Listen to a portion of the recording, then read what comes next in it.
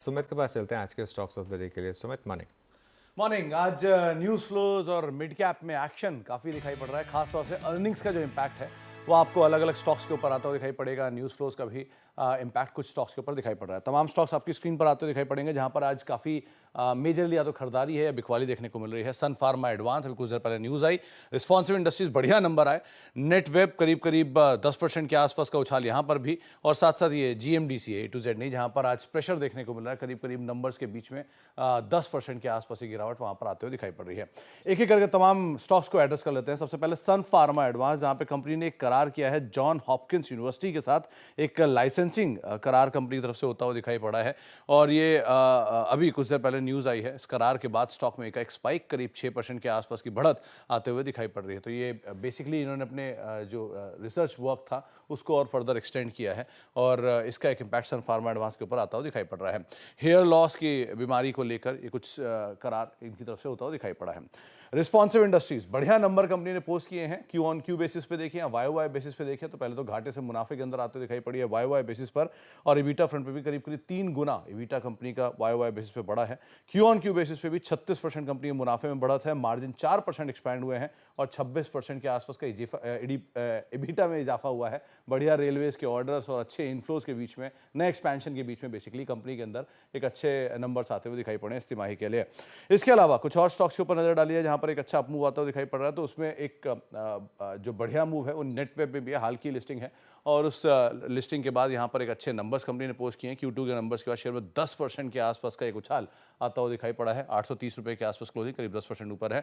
97% आय बढ़ी है। 145 करोड़ रुपए इस तिमाही के अंदर कंपनी की आय आते हुए दिखाई पड़ी, और मुनाफा 66% बढ़ा, और इबिटा भी करीब करीब 44% के आसपास की बढ़त आते हुए दिखाई पड़ी। तो बढ़िया नंबर यहाँ पर भी। एक वीक नंबर आए हैं जीएमडीसी के, जिसका एक स्ट्रॉन्ग रिएक्शन स्टॉक ने दिया है। 10% के आसपास की बिकवाली यहाँ पर देखने को मिल रही है। इनफैक्ट अब 6% नीचे है।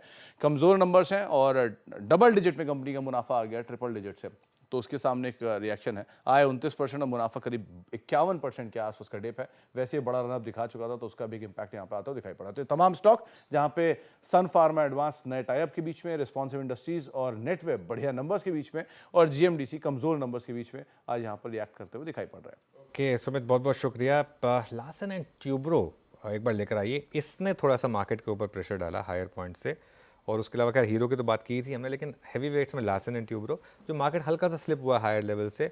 आईटीसी और आईसीआईसीआई बैंक, ये 2-3 स्टॉक्स हैं जिसकी वजह से थोड़ा सा मार्केट पर हायर लेवल पर प्रेशर आया। थोड़ा सा कंसोलिडेशन इस समय होता हुआ मार्केट में, हालांकि अभी भी मामला तेज़ी का ही है, लेकिन थोड़ा सा हायर लेवल पे कुछ स्टॉक्स में कंसोलिडेशन आया।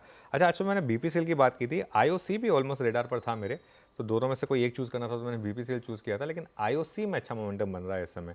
करीब करीब 3% यहाँ पर। अमित सेठ जी, जरा इसका चार्ट देखिए एक बार आईओसी का, कोई बॉटमिंग आउट के साइंस यहाँ पर? जी अनुज जी, आईओसी का अगर हम स्ट्रक्चर देखें तो इसने एक प्राइस और मोमेंटम में डाइवर्ज एक दिखाया था शॉर्ट टर्म चार्ट्स में लगभग 89-90 के आसपास। 2 दिन से हम यहाँ पे कंटिन्यूअस गैप अप देख रहे हैं। एक डब्ल्यू पैटर्न का 92 का इसका नेकलाइन था जो स्टॉक ने क्रॉस किया है। तो इसमें बने ही रहना चाहिए विद स्टॉप लॉस ऑफ 92। 2 दिन में काफी अच्छी इसमें तेजी आ गई, तो फ्रेश पोजीशन नहीं बोलूंगा। जिनकी एग्जिस्टिंग पोजीशन है 92 के स्टॉप लॉस के साथ बने रहे, और मुझे लगता है यहाँ पे 98 से लेके 100 तक के टारगेट्स पॉसिबल है। ओके, 98 से 100 की तैयारी आईओसी करता हुआ। इन सब कंपनियों के दरअसल जीआरएम्स में बहुत अच्छा तेजी का मूव बनता दिखाई दिया है।